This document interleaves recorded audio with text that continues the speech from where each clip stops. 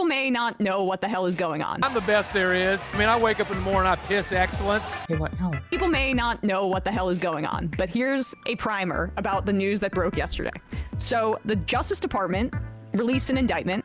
2 Russian nationals were named in this indictment. And it says that right-wing commentators, and they are referred to as commentator 1, 2, 3, etc. But it's been people have been easily able to discern who is who based on how many subscribers. Based on their subscribers, right? So this is, I mean, the indictment here you can see is laid out where 2 Russian nationals, apparently, according to the DOJ, were responsible for an influence operation, where they laundered money through a company called Tenet, which is based in Tennessee, and spent nearly $10 million on efforts to influence public opinion by paying right-wing commentators to basically blame Ukraine and not Russia for Russia's illegal invasion of Ukraine. Daylight savings is different in Europe too.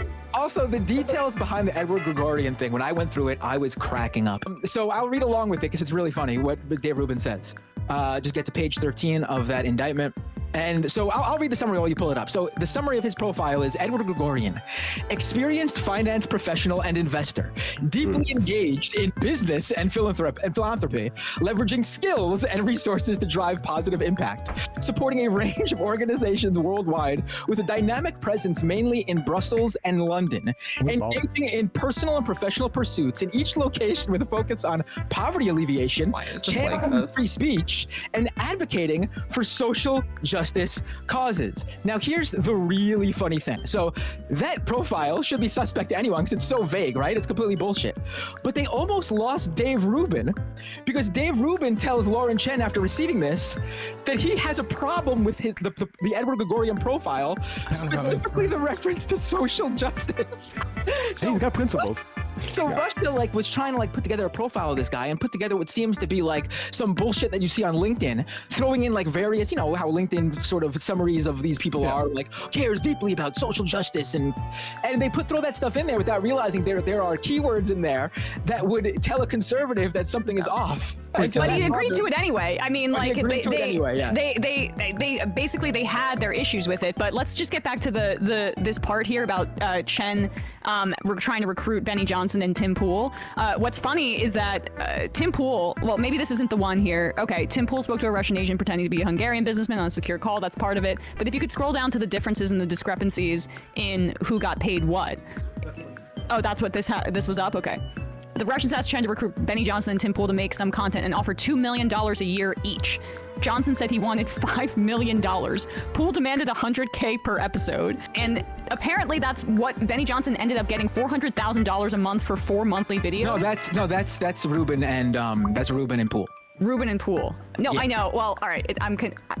I wonder. I think this guy. Kovler is saying that Benny Johnson is commentator 1, but I think Binder, you're saying commentator 1 is. Okay. No, I'm pretty sure commentator 1 is Rubin. Okay. That's the discrepancy here. Either way, Tim Pool got the raw deal here with only $100K. Go on, guys. Well, I mean, he's doing it for the love of the hustle. He's in the right wing. Political space. But Pool actually, I actually disagree. I think Pool got the best. There are only but so many entries of Persona 1. There's 16 of them? 13 entries of Persona 1? Editing time me.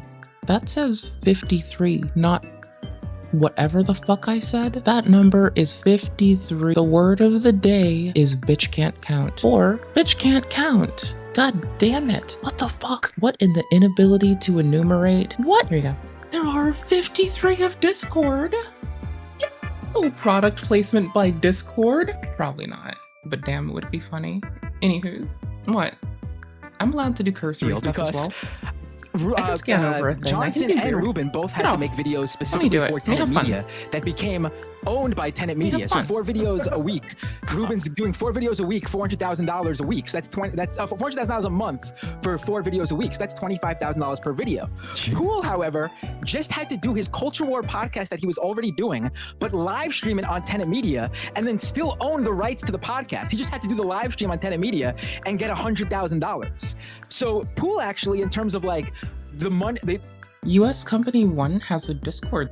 The work money trade-off, he was doing the exact thing he was doing previously, but getting an extra $100,000.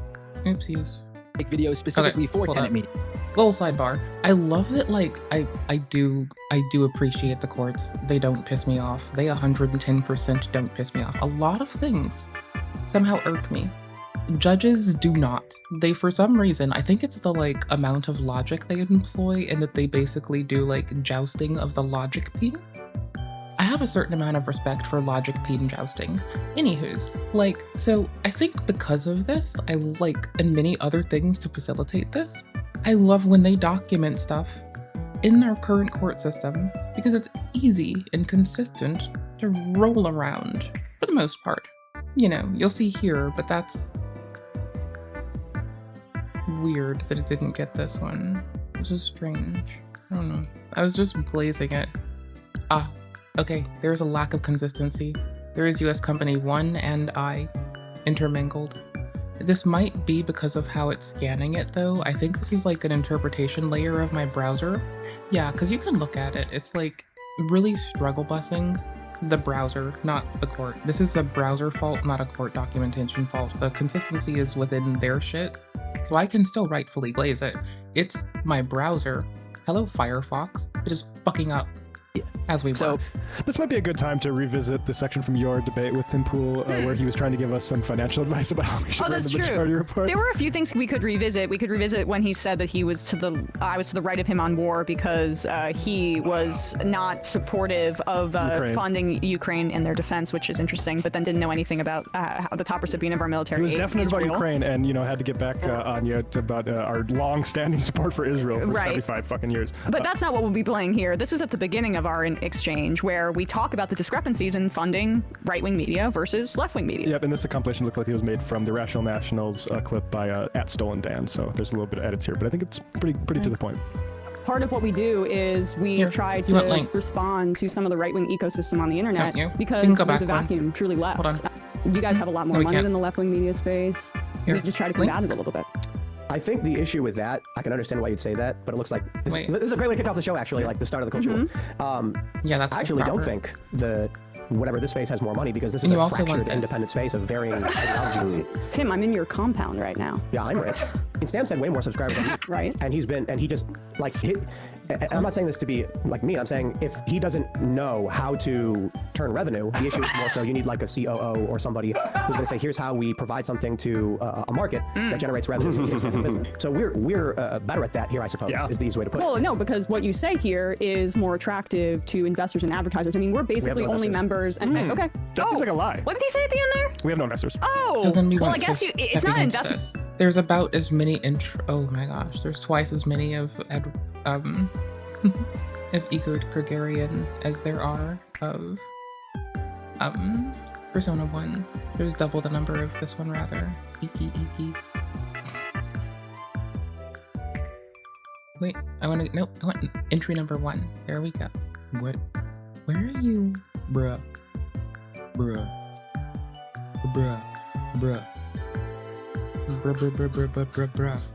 It's probably like at the bottom. Okay, it's probably fucking up. It's okay. It's a browser. It does some stuff sometimes. Sometimes you gotta suffer with it. Don't judge me. No. And if you just get a Editing time me here. If you're a YouTube viewer and you don't come to the Twitch, I have a reason for you. I also pick my nose on stream. Make sure you join the Discord. You don't have to subscribe on Twitch, but do follow Twitch. And if you could like the video, I do goober shit, and it would make me smile. No. and if you just get a fat check. Yeah, we have people giving us grants for lies. Yeah, right. Being a useful idiot pays well. Yeah, he still got 100K extra per week to just do what he was already doing. He didn't have to do any extra work like the other guys. He was just, who wouldn't take that? I mean, I would probably be a little suspicious about the money because it is a lot. I think that comes from, having a very big ego, not wondering where the money's coming from. Because even that glossy page they provided for, it just reads like crypto scammer. Like, I would be concerned that if I saw that this person is like a scammer of some type, like they're a Tinder swindler, they're a scammer, they're in the AI startup space, and that would give me a pause. But I think You have to disclose it to your audience. Yeah. Like, even if they make no demands to it, if all of a sudden I was getting $25,000 per video for something. I'm gonna let people know, hey, by the way, like some weird guy, you might know some changes around here. Yeah. Because a guy gave me a flyer with somebody on a private jet that says he wants to invest in social justice issues. So actually, don't worry about Patreon anymore. There's actually everything's going to be public. Give your money to somewhere else because we're set. I'm making $400,000. That's exactly what I was trying to say to him in the sense where, like, just by the nature of what he does, he's more open to that kind of money coming in, and it proved it exactly. I mean, what Benny Johnson making $400,000 a month? That's more than double what. That's crazy. What I make. Like, I mean, it is in a month, and then we're supposed to pretend like, oh, it's just because we don't have a COO over here. That's the biggest issue. Well, I mean, not to gloss over Sam's I was trying to lack of find business something else as capabilities, well. But he would proudly own that. Sorry, Brandon, go on. Sam really needs to go out and find himself an Edward Gregorian. That's what you're telling me. I mean, he's dropping the ball here. No, I mean, I personally want to congratulate them on their restraint, because if I were getting paid that much, it's like you said, Matt, I would have to, disclose it, because people would notice I've replaced my teeth with like solid gold shark teeth grills or something. I'm showing up in Bathy's $600 headphones. Like you will notice some changes if all of a sudden I'm getting $25,000 or thereabouts for some YouTube video. Yeah. I mean, and there are other commentators who've undergone some of those changes. Like Dave Rubin is an example. Dave Rubin is an example of a guy that presented himself as a liberal and then saw that there was more money on the other side, and he left TYT and he pursued that and he became a very rich person. And so if you're a Russian organization that's trying to influence the way that commentators are talking about the war, who would you go to except for the guy that has basically been like, I'm open for business this entire time, and has been shown that he will change his entire political philosophy based on the money that's given to him. It's incredible. Also, you have to imagine There's that no they way to realize search for that the bold. audiences Damn for it, people or for like this, underlined. like Tim Damn Pool, it. like Dave Okay. Rubin, are the most Hold on. susceptible to that I'm kind of curious. propaganda.